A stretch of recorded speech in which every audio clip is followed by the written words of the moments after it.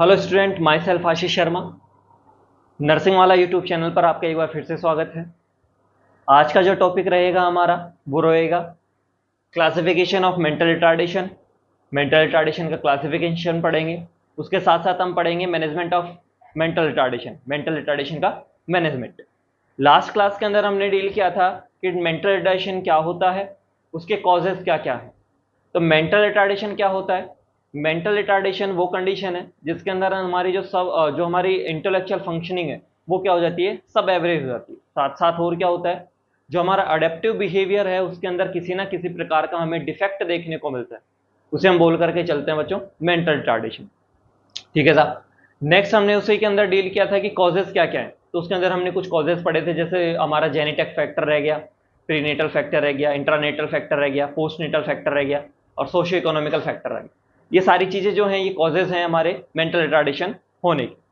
अब डील करते हैं हम क्लासिफिकेशन ऑफ मेंटल रिटार्डेशन। जो क्लासिफिकेशन है मेंटल रिटार्डेशन का, ये आईक्यू लेवल के आधार पे जो है इसको दिया गया है। ठीक है, जो हमारा आईक्यू लेवल है, हमने बताया था लास्ट क्लास के अंदर, अगर हमारा आईक्यू लेवल जो है वो कितना है, बिलो 70, मतलब 70 से कम अगर हमारा आईक्यू लेवल है तो उसे हम बोल करके चलते हैं मेंटली रिटार्ड।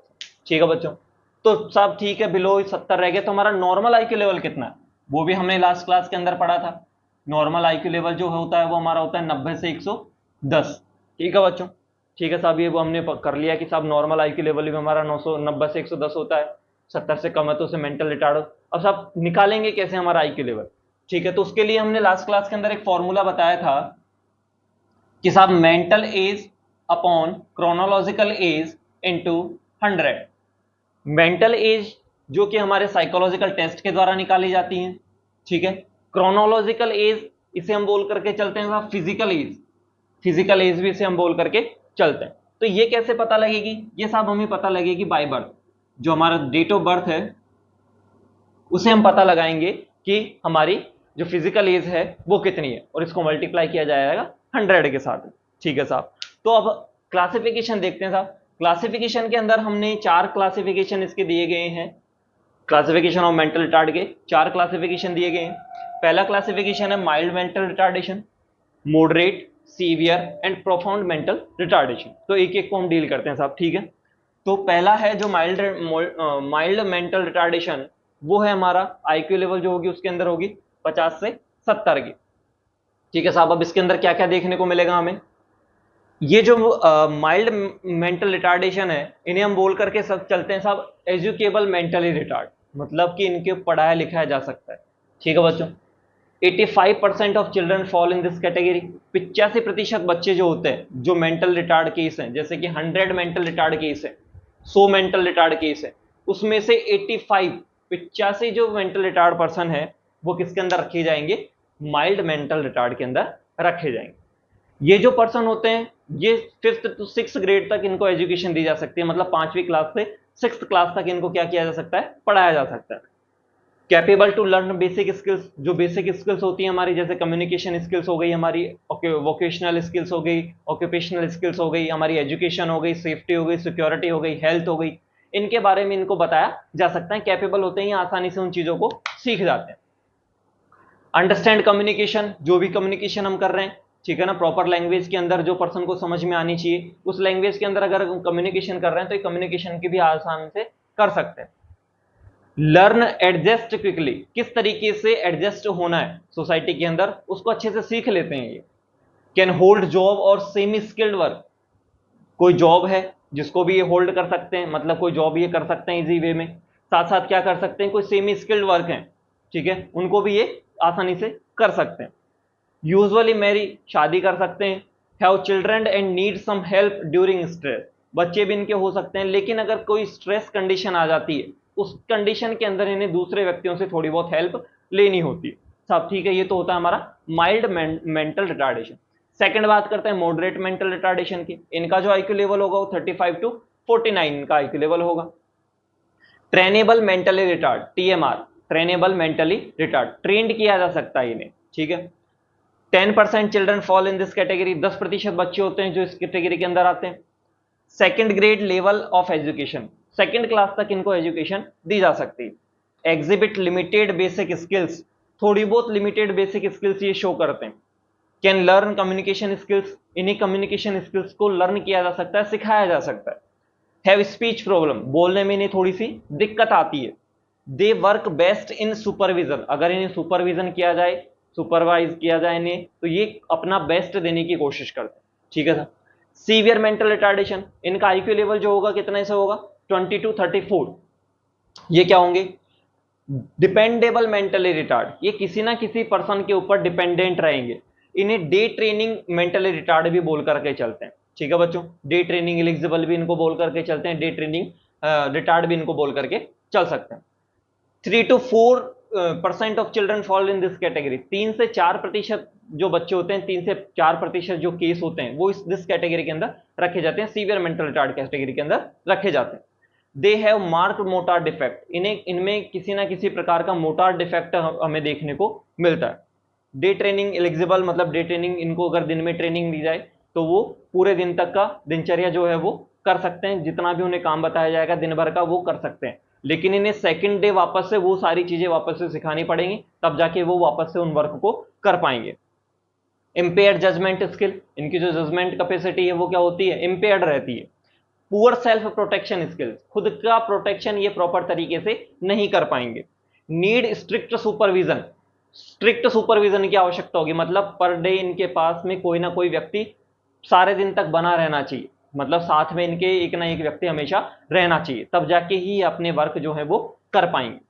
नेक्स्ट बात करें प्रोफाउंड मेंटल रिटार्ड, जो प्रोफाउंड मेंटल रिटार्ड पर्सन होते हैं इनके अंदर क्या होता है, 1 से 2% के जो केस होते हैं वो इस कैटेगरी के अंदर रखे जाते हैं। Impaired physical coordination and sensory motor development, इनके अंदर फिजिकल कोऑर्डिनेशन जो होता है वो इंपेयर्ड देखने को मिलता है, साथ ही साथ में सेंसरी मोटर डेवलपमेंट भी इनका स्लो होता है। ऑटिस्टिक बिहेवियर, ऑटिस्टिक बिहेवियर जो है ये शो करते हैं। ऑटिस्टिक बिहेवियर क्या होगा, फैंटेसीज शो, मतलब फैंटेसीज के अंदर जीना, बहुत ज्यादा एक्सेसिव फैंटेसीज शो, थॉट्स रखना, उसे बोल करके चलते हैं autistic behaviour. Need more strict supervision with hospitalisation, ऐसे पर्सन्स को बहुत ज्यादा स्ट्रिक्टनेस की आवश्यकता होती है, बहुत ज्यादा सुपरविजन की आवश्यकता होती है, और कभी कभी इन्हें हॉस्पिटलाइज भी किया जा सकता है। ठीक है ना, हॉस्पिटल के अंदर भी इन्हें एडमिट किया जा सकता है। ठीक है बच्चों, तो इस तरीके से ये 4 कैटेगरी के अंदर जो है मेंटल रिटार्ड पर्सन को रखा गया है। 4 कैटेगरी बांटी गई है जो कि आईक्यू लेवल के आधार पर दी गई है। नॉर्मल आईक्यू लेवल हमने पढ़ा कितना होता है, 90 से 110 होता है। अगर 70 से कम आईक्यू लेवल है तो उसे मेंटल रिटार्ड कैटेगरी के अंदर रखा जाएगा। उसके साथ हमने डील की भाई आईक्यू लेवल निकालने का फॉर्मूला क्या होगा, तो mental as upon chronological age into 100 के साथ इसको क्या किया जाएगा, मल्टीप्लाई किया जाएगा। नेक्स्ट हम बात करते हैं diagnosis and management of mental retardation. Diagnosis के अंदर सबसे पहले हम क्या करवाएंगे, डायग्नोसिस के अंदर सबसे पहले हम हिस्ट्री का कलेक्शन करेंगे। हिस्ट्री कलेक्शन के अंदर सबसे पहले हिस्ट्री कलेक्शन की जाएगी, वो की जाएगी फैमिली हिस्ट्री। फैमिली हिस्ट्री इसलिए की जाती है ताकि हम पता लगा सकें कि जो बच्चे के अंदर मेंटल रिटार्डेशन कंडीशन हुई है ये फैमिली मेंबर्स की वजह से तो नहीं है। ठीक है ना, जेनेटिक जो कंडीशन है उसकी वजह से तो नहीं है, कोई क्रोमोसोमल एब्नॉर्मलिटीज हो पेरेंट्स के अंदर, उसकी वजह से तो ये कंडीशन डेवलप नहीं हुई है। नेक्स्ट हम इसके अंदर चेक करते हैं प्रीनेटल हिस्ट्री। प्रीनेटल हिस्ट्री मतलब जन्म से लेने से पहले बच्चे के अंदर किसी कोई और प्रकार की एब्नॉर्मलिटी रही हो, उसको हम चेक करते हैं। नेक्स्ट चेक करते हैं हम लेबर डिटेल, जब बच्चा जन्म ले रहा होता है, ठीक है ना, उस टाइम की जो डिटेल्स है उनको चेक किया जाता है कि बच्चे के अंदर कोई एब्नॉर्मलिटीज हुई हो, एब्नॉर्मल बिहेवियर किया हो बच्चे ने। ठीक है, उसके बाद चेक करते हैं नियोनेटल बिहेवियर। नियोनेटल बिहेवियर जन्म ले लिया बच्चे ने, उसके बाद का बिहेवियर जो है वो चेक किया जाएगा। नेक्स्ट चेक करते हैं हम माइलस्टोन हिस्ट्री। माइलस्टोन हिस्ट्री के अंदर जो रिफ्लेक्सेस हैं हमारे उनको चेक किया जाता है। ठीक है, इस तरीके से हिस्ट्री कलेक्शन करेंगे। नेक्स्ट बात करते हैं फिजिकल असेसमेंट की। फिजिकल असेसमेंट में सबसे पहले अपन चेक करेंगे जनरल अपीयरेंस। जनरल अपीयरेंस मतलब हेड टू टो एग्जामिनेशन करेंगे पेशेंट का। जो भी बच्चा हमारे पास में मेंटली रिटार्ड बच्चा है उसका क्या करेंगे, हेड टू टो एग्जामिनेशन किया जाएगा जनरल अपीयरेंस के अंदर। इसके अंदर क्या क्या किया जाएगा, बच्चे का टेक्सचर देखा जाएगा, ठीक है ना, फेशियल फेस देखा जाएगा, ठीक है, स्किन टोन देखी जाएगी, हेयर्स देखे जाएंगे, आईज देखी जाएगी, जो उसके और ऑर्गन्स हैं, ठीक है, जो दिखते हुए ऑर्गन्स हैं, उन सब चीज़ों को चेक किया जाएगा, असेसमेंट किया जाएगा उनका। नेक्स्ट हम असेसमेंट करेंगे इसके अंदर facial expression. Facial expression check करेंगे बच्चे के। नेक्स्ट मेजरमेंट करेंगे हाइट वेट का, चेस्ट सर्कमफ्रेंस, एब्डोमिनल सर्कमफ्रेंस का असेसमेंट करेंगे। नेक्स्ट बात करते हैं अपन assessment of hearing and speech test.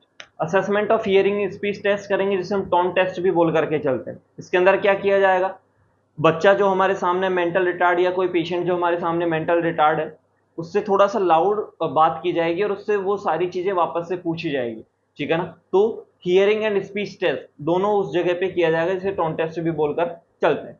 Next check करेंगे अपन इंटेलिजेंसी टेस्ट। इंटेलिजेंसी टेस्ट के अंदर हम आईक्यू लेवल पर्सन का चेक करेंगे, ठीक है। आईक्यू लेवल का जो फॉर्मूला है वो लिखा हुआ है यहाँ पे, ठीक है बच्चों। नेक्स्ट हम चेक करेंगे फिजियोलॉजिकल टेस्ट। फिजियोलॉजिकल टेस्ट के अंदर बहुत सारे टेस्ट करवाएंगे, लेकिन एक का नाम लिखा है मैंने, draw a person test. Draw a person test जो था ये फ्लोरेंस गुड इनफ ने दिया था 1926 के अंदर। इन्होंने इसमें बताया कि जो मेंटल रिटार्ड पर्सन होते हैं बच्चों के अंदर किया जाता है, ये 4 से 12 साल के जो बच्चे होते हैं उनके अंदर ये टेस्ट करवाया जाता है। उसमें जब बच्चे को एक पेपर और एक पेंसिल दी जाती है और बच्चे को बोला जाता है कि मेरी तस्वीर या जो भी वहां पे एग्जामिनर बैठा है उसका फेस बनाओ, ठीक है ना। तो जिस तरीके से बच्चा स्टार्ट करता है, जैसे कि मान लो बच्चा राइट और लेफ्ट से स्टार्ट कर रहा है, इसका मतलब बच्चे के अंदर किसी ना किसी प्रकार की कोई एबनॉर्मलिटी प्रेजेंट है। अगर बच्चा जो है मिड में से स्टार्ट कर रहा है, पेज का मिड जो होता है, ठीक है, सेंटर लाइन जो होती है वहां से स्टार्ट कर रहा है, इसका मतलब बच्चे के अंदर एबनॉर्मलिटी प्रेजेंट नहीं है, ठीक है बच्चों। तो ये साइकोलॉजिकल टेस्ट जो है वो करवाया जाता है। नेक्स्ट बात करते हैं अपन मैनेजमेंट की, मैनेजमेंट ऑफ मेंटली रिटार्डेशन।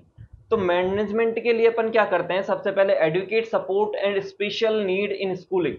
मतलब बच्चों के लिए एक स्पेशल स्कूल्स खोले जाएं, ऐसे बच्चे जो मेंटल रिटार्ड पर्सन है उनके लिए क्या किया जाए, उनको एक तो स्पेशल सपोर्ट प्रोवाइड करवाया जाए, साथ ही साथ में एक स्पेशल स्कूल उनको दी जाए, ठीक है ना, जहाँ पे वो रह करके और जो एजुकेशन है, जैसे कि माइल्ड मेंटल रिटार्ड पर्सन है या मॉडरेट मेंटल रिटार्ड पर्सन है, मतलब जिनको थोड़ा बहुत ट्रेंड किया जा सकता है, एजुकेबल किया जा सकता है, उन बच्चों के लिए जो स्कूल है या कोई इंस्टीट्यूट है वो ओपन करवाया जाए।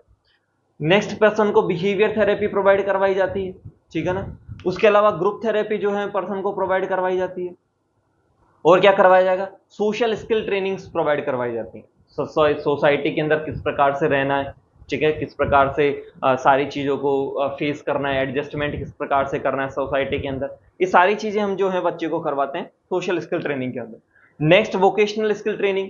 वोकेशनल स्किल ट्रेनिंग मतलब ऑक्यूपेशनल रिलेटेड जो स्किल्स हैं वो प्रोवाइड करवाई जाती हैं बच्चे को, कि जॉब प्लेसमेंट किस प्रकार से हो सकता है, सेमी स्किल वर्क किस प्रकार से सिखाया जा सकता है, ये सारी चीज़ें हम पर्सन को करवाते हैं वोकेशनल स्किल ट्रेनिंग के अंदर।